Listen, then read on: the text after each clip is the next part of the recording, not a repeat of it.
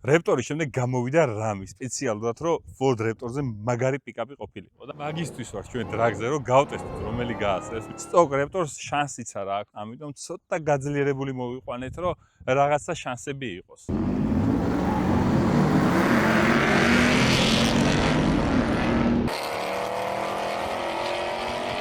აზრი არა.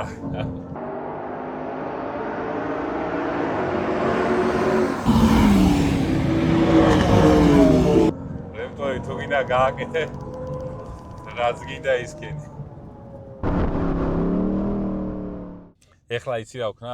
იცი როდის წამოდი უკვე რომ ფიქრობ რომ ვეღარ დავეწევიო, მაგ დროს წამოდი რა.